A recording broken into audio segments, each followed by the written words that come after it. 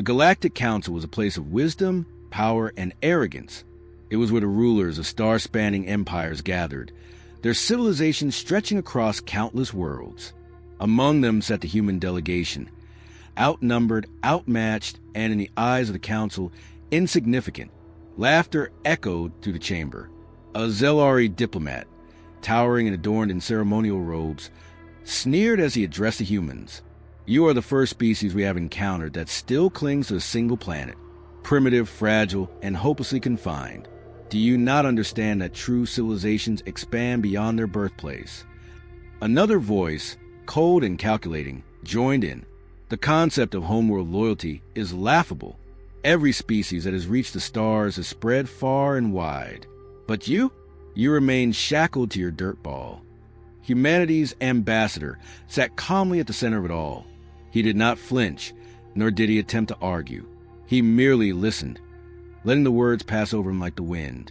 He had heard this all before. The Valri, a species that lived on 3 separate planets in perfect harmony, smirked. "Is it fear? Do you lack the ability to terraform? Or are you simply incapable of adapting?" The insults continued, veiled behind diplomatic language, but the message was clear. Humanity was a joke, a species too weak or too ignorant to understand the natural progression of an advanced race. Every civilization that had reached the stars had left their cradle behind, spreading their influence across countless worlds. To the Council, the fact that humans had not done so was a clear sign of their inferiority. The ambassador finally spoke, his voice measured and unwavering. "You misunderstand us. It's not that we can't leave Earth. It's that we don't need to." A murmur swept through the chamber. The council had expected excuses, not confidence. The Zelari diplomat scoffed. "Ah, so you cling to pride instead of reason. You would rather rot on that unstable, resource-limited rock than claim the stars as your own." The ambassador simply smiled. "Earth is not what you think it is." The room fell silent for a moment before the laughter resumed. The arrogance of the council was absolute. They had encountered countless species before, and all had followed the same trajectory. Why would humans be any different? Still, a few among them felt a sliver of doubt. The way the human had spoken, not with defensiveness but certainty, unsettled them. Why did humans expand aggressively like the others? Why didn't they rush to colonize every system within reach? Curiosity took root, and so a delegation was formed, a group of alien scientists, scholars, and explorers. They would travel to Earth and see for themselves, not to prove humanity's worth, but to confirm what they already believed, that humans were bound by their own limitations. They had no idea what awaited them. The alien delegation arrived at Earth expecting a world much like any other, one that had nurtured a species to intelligence but was ultimately unremarkable. What they found was something else entirely. From the moment they entered the atmosphere, the first shock came. Earth was alive in a way few worlds were, not just with intelligent life, but with an overwhelming, relentless force of nature. The skies raged with storms so vast they dwarf entire cities. The oceans churned with waves capable of swallowing ships whole. Even the land itself was in constant motion. Earthquakes, volcanoes, hurricanes, and floods. "This planet is unstable," one of the scientists muttered, glancing at the readings. "It should have wiped out its dominant species long ago." Yet, somehow humanity thrived. They watched as humans walked unbothered through freezing blizzards that would kill most alien species in minutes. They observed humans in the scorching deserts, surviving temperatures that would melt the flesh of other races. Deep in the jungles, where venom and disease lurked in every shadow, humans built civilizations. And then there were the predators. The delegation marveled at the creatures humans had evolved alongside. Apex hunters with fangs, claws, and raw power. On most worlds, the dominant species had long since eliminated their natural threats. But here on Earth, humans still shared their world with monsters that could end them in an instant. Yet, they were not the prey. They were the apex predator.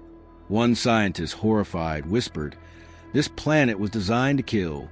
But the greatest shock came when they examined human biology. They expected weakness, but what they found was adaptability. A species that could endure wounds that would cripple others. A species that could push itself beyond its limits through sheer willpower.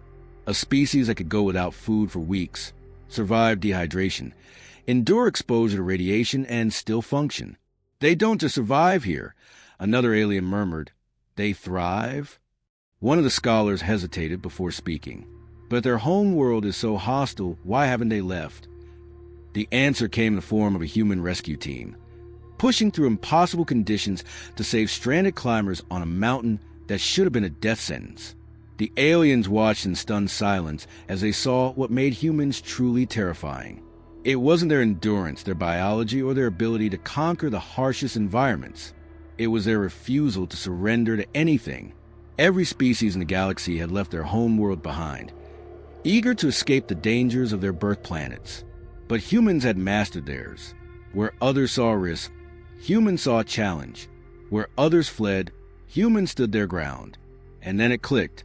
Humans weren't confined to one planet out of weakness. They remained because they had no reason to run. Earth had shaped them into something the galaxy had never seen before, and that terrified them. The alien delegation returned to the Galactic Council, but they were no longer laughing.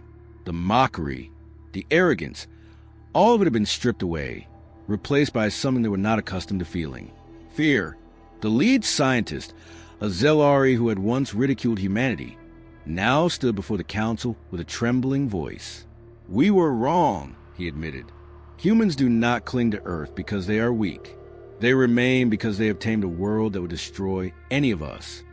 Skepticism rippled through the council. The Valkyrie representative folded his arms, unimpressed. What difference does it make? They are still confined. They lack expansion, resources, influence. They are still small. The Zelari's mandibles clicked in frustration. "You don't understand.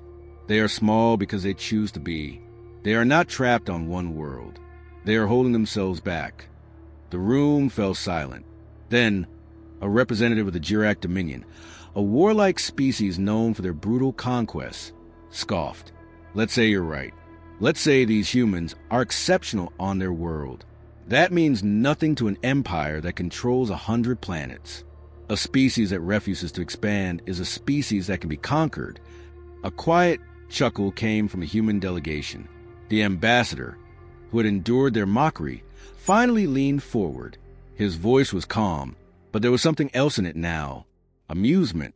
"You assume we have not expanded because we cannot," he said. "You assume we lack the ability to conquer, to terraform, to claim the stars. That is your mistake." He let the words settle before continuing. "We have mapped the stars. We have built the technology. We know how to spread beyond Earth. But tell me, why would we? What could another planet offer us that Earth has not already given?" The Jirak representative snarled. "Power, security, the ability to dominate." The human smile did not fade. "Dominate? You think war and conquest are power? We have spent thousands of years fighting each other on the most brutal battlefield imaginable. You think we fear war?" He leaned in, his voice almost a whisper. "We are war." The word sent a chill through the room. The council had dismissed humanity as insignificant, but now they began to see the truth. Every other species had left their home worlds to escape hardship, to find safer, easier lives. But humanity had stayed and evolved in a crucible of chaos.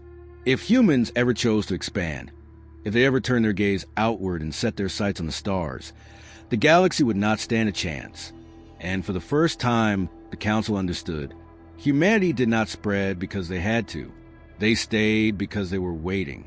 The council chamber was silent. The weight of the revelation had settled over them like a suffocating shroud.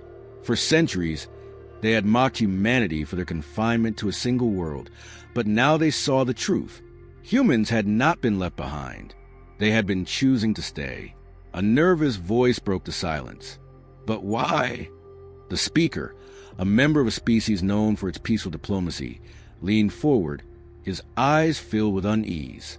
"Why would you not expand? Why hold yourselves back?" The human ambassador finally stood, pacing slowly as he considered his words. "Because expansion is not our priority," he said. "It never was. Every species in this chamber left their home worlds because they needed to. They ran from war, from instability, from nature itself. But we We mastered all of it." He gestured subtly toward the stars visible through the council's vast glass ceiling. "You see space as a necessity. We see it as an option." The Jirak representative, still fuming from the last exchange, growled, "Then why come here? If you do not need the stars, why step onto this council at all?" The ambassador stopped, tilting his head slightly, as if surprised by the question. Then he smiled again, but this time there was no amusement, only something far colder. "To watch," he said simply. The words sent an unspoken ripple of dread through the room. "Watch for what?" a Valkyrie counselor whispered. The human let the silence linger before answering. "To see if his galaxy is worth joining. If it proves to be, then perhaps one day we will walk among the stars as equals." He paused. "And if it isn't, well, we've seen empires rise and fall before." A quiet, unspoken warning hung in the air. For the first time in history, the Council did not see humanity as insignificant. They did not see them as primitive or weak or foolish. They saw them as something far more dangerous, something patient. Because if humanity ever decided to expand, if they ever saw a reason to reach beyond Earth, it would not be with hesitation. It would not be for survival. It would be with the same ruthless efficiency that had allowed them to tame a death world. And when that day came, the galaxy would not be laughing. They would be begging,